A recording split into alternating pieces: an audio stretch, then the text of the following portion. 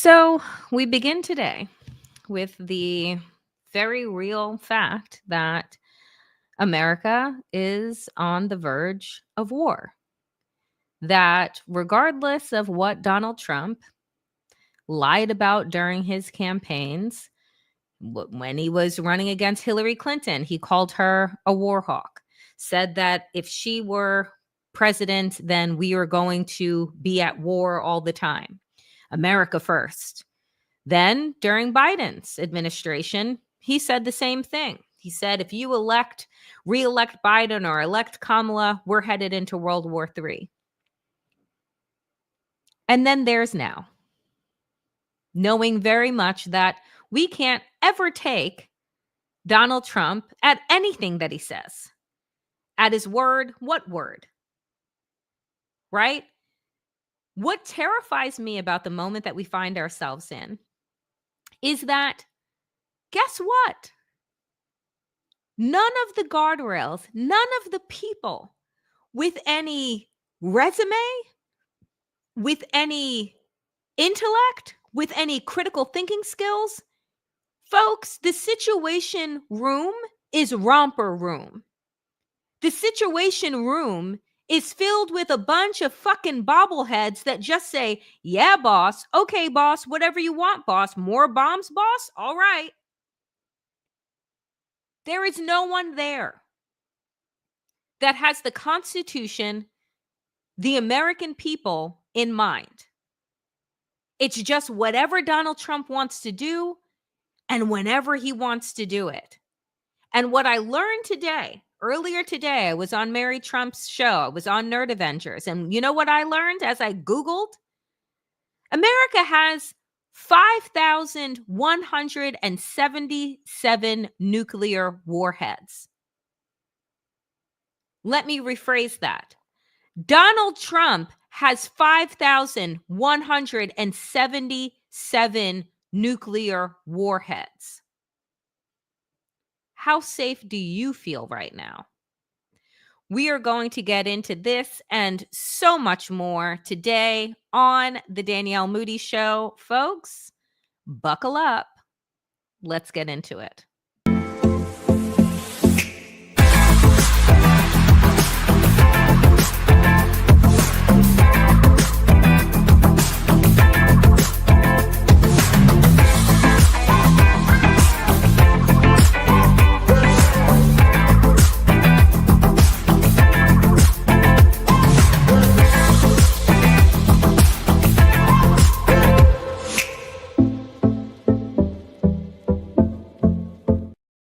Welcome, friends, to the Danielle Moodie Show. I'm so excited that you are here, and welcome, Damnation. I'm doing something new today, which is I'm streaming on Substack on the Damn Digest as well. So if you're watching this on Substack, send me a little note. Let me know that you're here. I want to see if it comes up in the chats. So welcome to the folks on Substack as well. And let's get into it. Folks, we are in a fucking pickle. Do you know what I'm saying? Like, there are moments where I think to myself, well, maybe it won't be that bad, right? Or, well, we'll find our way through this, right? Like, good will prevail.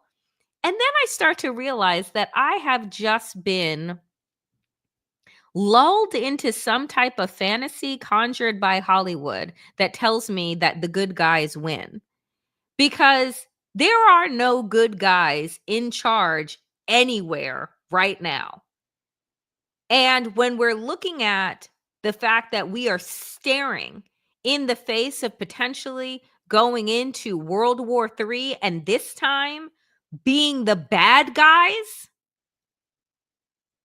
yeah, not feeling fucking good at all. Not feeling like good will prevail in this moment at all. Because it occurred to me, dear God, World War III. And who has their finger on the pulse? Who's stability and critical thought are we relying on?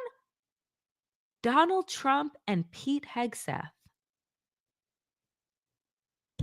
I mean, just pass me the bottle. Don't even bother to give me a mixer or a cup. I just want to drink it straight from the fucking bottle like a hobo, because Pete Hegseth and Donald Trump, they're the ones in the Situation Room deciding what we're going to do in Iran. Could you think of a worse nightmare scenario than I don't want Donald Trump in charge of my plants. Do you like my plants? But somehow he's the decision maker on his broke down social media platform, sending out messages to the millions of people in Iran saying, maybe evacuate now. Just side note, that's like sending out a text message to everyone in Manhattan and Brooklyn and saying, maybe get out now, and hoping that all goes well. There's actually more people in Tehran and the surrounding areas in Iran. And when Donald Trump did send out that fucking incredibly off the wall post on Truth Social, the traffic, the fear that was sent through millions of people, 9 million people trying to get out of harm's way and wondering, well, do we take this madman's word for it? Do I assume that he's joking? Do I assume that he has his finger on the trigger right now? What am I to do? Because you see, we've been told for so long, don't take Donald Trump at his word. Oh, but then he's serious. Oh, Donald Trump is transparent, but he's as transparent as fucking pig shit. The reality is they reacted, as we are all reacting right now, to figure out whether or not we're headed for a nuclear crisis. So I just want to remind folks, and let us start from the beginning, which is that we had a nuclear deal. Remember? It was negotiated during Obama's years. It was one of the last big things that he did. After 2 years of negotiation with our then allies, we put together a deal with Iran that would lift sanctions, allow medicine and tech and all other things to come in, so long as they wouldn't ramp up their nuclear ambitions for 10 years. Donald Trump came into office after Hillary Clinton, I don't know, warned us all. And guess what? He blew that deal up.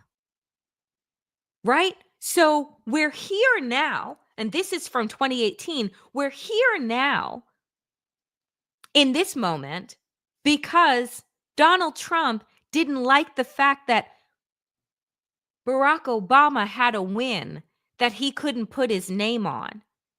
So like the fucking toddler that he is, he just ripped up the deal and threw it away and said, I can do something better. And I guess that something better is, world war. So here's what was written in May of 2018. Trump declared on Tuesday that he was withdrawing from the Iran nuclear deal, unraveling the signature foreign policy achievement of his predecessor, Barack Obama, isolating the United States from its Western allies, and sowing uncertainty before a risky nuclear negotiation with North Korea. The decision, while long anticipated and widely telegraphed, leaves the 2015 agreement reached by 7 countries after more than 2 years of grueling negotiations in tatters. The United States will now reimpose the stringent sanctions it imposed on Iran before the deal and is considering new penalties. Iran said it will remain in the deal which tightly restricted its nuclear ambitions for a decade or more in return for ending the sanctions that had crippled its economy. So again, I offer this up as a reminder that this current disaster that we're in is of Donald Trump's making. We had a deal. Took 2 years, 7 other countries to put it together. He threw it away because he doesn't like Barack Obama, because Barack Obama lives rent-free in his fucking head. And because he can't stand that he's not as intelligent, not as smooth, not as charismatic, not as thoughtful, he just blows everything up. So here we are today.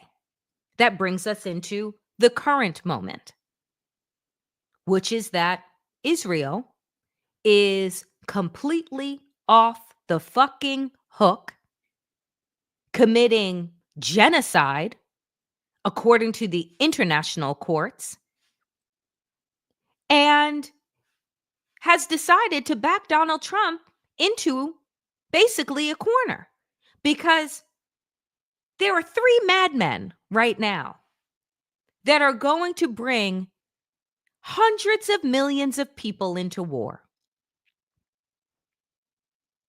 Donald Trump, Netanyahu, and Al-Khamenei in Iran. 3 fucking unhinged lunatics. So here we go. Trump demands Iran's unconditional surrender and says U.S. won't kill Supreme Leader for now. What? What are you posting? You're posting on Truth Social that you're not going to kill the Supreme Leader of Iran right now. Does this seem like the normal happenings of any type of administration? That you're conducting your foreign policy, advice that your Pentagon and, the FBI and CIA should be providing you with, that you're doing that for likes and clicks on social media? What? Donald Trump goes on to say that the United States knows the location of Iran's supreme leader, Ayatollah Ali Khamenei. He added that the U.S. would not kill Khamenei, but called for Iran's unconditional surrender. We know exactly where the so-called supreme leader is hiding. He is an easy target, but is safe there. We are not going to take him out. Parentheses, kill, exclamation point. At least not for now. But we don't want missiles shot at civilians or American soldiers. Our patience is wearing thin. Thank you for your attention to this. What? Whose attention? Trump has said that he told Bibi, don't strike on Iran. We're in the middle of negotiations and conversation with them. What did Netanyahu do? Say, fuck you, I'm locked and loaded. And attacked anyway. So now, Donald Trump is telling the world and Iran, I know where your supreme leader is. And I'm not going to kill him right now, but I could change my mind. I just want to remind you who's in the Situation Room right now or was earlier today. is a man whose own mother said that it was a womanizer and an alcoholic, Pete Hegseth, who sent over coordinates via signal chat to his wife and his brother-in-law and his lawyer, who accidentally let an editor into the signal chat and became the laughingstock of the country and the world. That's who's in control of the Pentagon.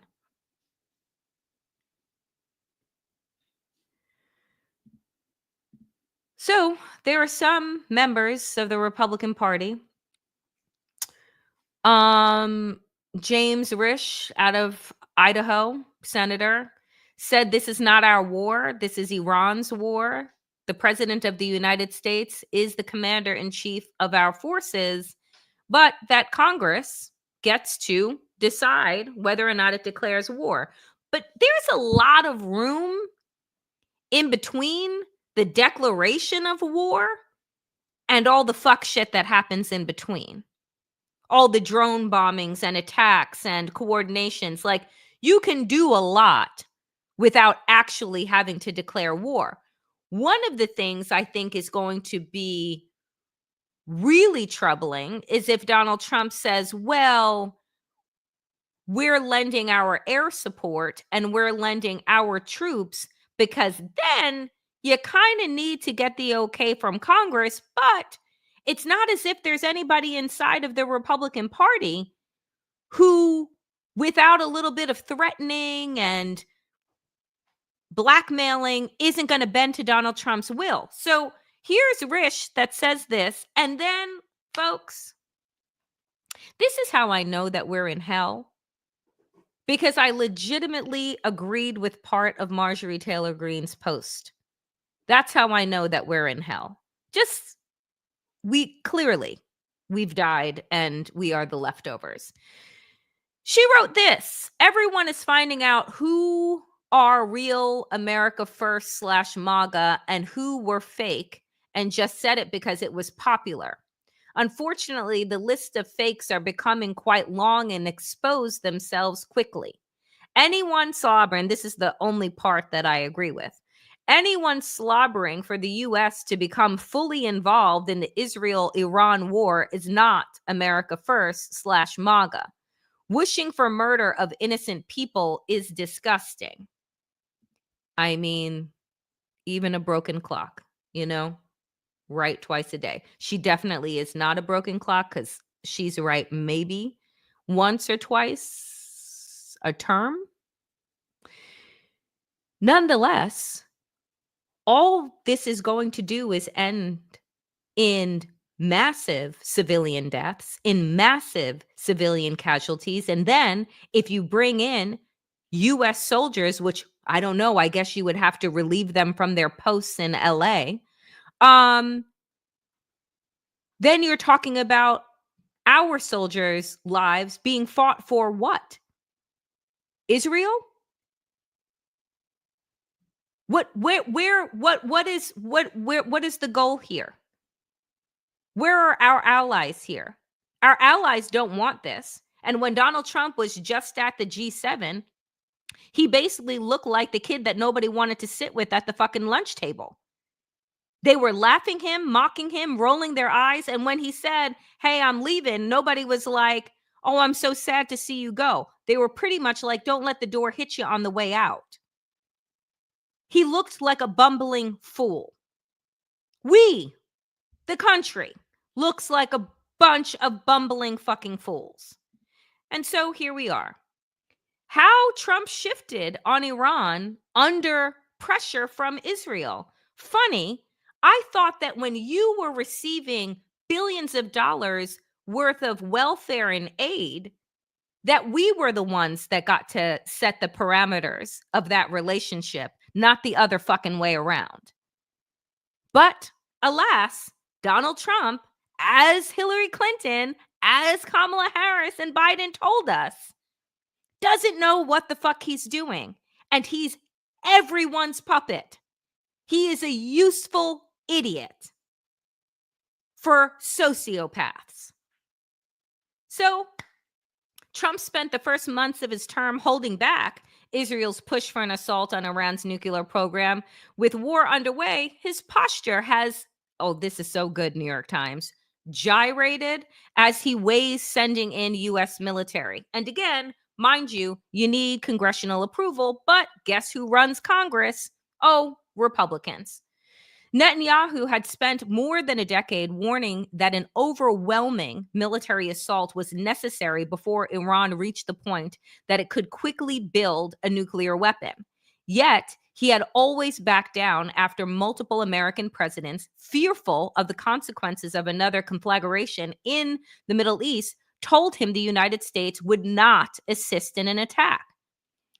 But this time, the American intelligence assessment was that Mr. Netanyahu was preparing not just a limited strike on the nuclear facilities, but a far more expansive attack that could imperil the Iranian regime itself, and that he was prepared, wait for it, to go it alone. The intelligence left Trump, and the sentence should just end there. The intelligence left Trump, period. Facing difficult choices. He had become invested in a diplomatic push to persuade Iran to give up its nuclear ambitions, which, by the way, just a reminder to go back to the top of the show, was already negotiated back at the end of Obama's term. We had a nuclear deal in place. We had relieved sanctions, beginning to strengthen the Iranian economy so long as they wouldn't build up their nuclear arsenal. And they agreed. Donald Trump backed out of that deal. I just need to keep hammering that down so that people don't think, again, this came out of nowhere. Goes on to say that Netanyahu in April tried to convince him that the time was right for a military assault on Iran. During a strained phone call in late May, Trump again warned the Israeli leader against a unilateral attack that would short circuit the diplomacy. And so here's the thing, friends, here's the thing, is that now Trump is like, well, maybe we'll provide some aid. And all because Netanyahu's making him look like a chump and calling his bluff out in the public. This is a war that we're getting ready to enter because of Donald Trump's ego. Because the world thinks that he's dumb, because millions of people around the country marched against him on his birthday. And now, in order to change the conversation, in order to shift it away from his incompetence, we're playing a game of wag the fucking dog here. Manufacturing an escalating crisis in order to change the conversation and seem like a strong man. We are so absolutely in a fucked place right now. I wish that I had better news. But over the last several weeks, it became increasingly apparent to Trump administration officials that they might not be able to stop Netanyahu this time. How could you not stop the man and the country that you have been providing billions of dollars worth of weapons and resources to so that they could commit genocide? How could you not stop them? How do you not say, we're turning off the faucet? We're not giving you any more money until you back down. I don't understand. At the same time, Trump was getting impatient with Iran over the slow pace of the negotiations and beginning to conclude that the talks might go nowhere. Maybe the talks won't go anywhere because, just an idea, they don't fucking trust you. No one trusts you. No one trusts the United States. And the reason is because they've had the rug pulled out of them multiple times over the last several years. So from 2017 to 2021, it was like, we don't really know if we can trust the United States. Okay, we got a little bit of a reprieve with Biden. That seemed to be a speed bump back to fascism and autocracy. So 5 days now after Israel launched its attack, Trump's posture continues to gyrate. The administration at first distanced itself from the strikes, then grew more publicly supportive. Now, Trump is seriously considering sending American aircraft in to help refuel Israeli combat jets and to try to take out Iran's deep underground nuclear site at Fordo with 30,000-pound bombs. A step that would mark a stunning turnabout from his opposition just 2 months ago to any military action while there was still a chance of a diplomatic solution. Well, friends, that chance is long gone. I will say this with a couple of minutes left because, my dear friends, we will do Town Hall Tuesday tomorrow, which will be Town Hall Wednesday. But I want to just, again, staying with foreign policy for a moment. Israel is at war all over the place. And one of the things to keep in mind as they escalate their attacks against Iran is the continued genocide that they are committing with our money in Gaza and the West Bank. Witnesses describe horror after Israeli forces fire at Palestinians waiting for aid trucks. It's not enough that they haven't allowed humanitarian aid in, that they haven't allowed food in, that people and children are starving to death. But now, when a truck carrying flour does enter in and desperate people with nothing, no arms, no fucking weapons whatsoever, are just trying to get food to stay alive, Israel opened up fire and killed 51 and wounded hundreds others. Witnesses have described the scenes like a horror movie in Gaza after Israeli forces fired toward a crowd waiting for trucks loaded with flour near Khan Yunis on one of the bloodiest days for weeks in the devastated territory. At least 51 Palestinians were reported to have been killed and hundreds more wounded in the southern city. People at the scene and doctors described seeing injured and dead with wounds typical of those caused by artillery or tank fire. Unverified video shared on social media showed about a dozen mangled bodies lying in the streets. Their crime? Seeking food. That is their crime. And you ask yourself, how could we not care? What is it? Why don't we care about what is happening?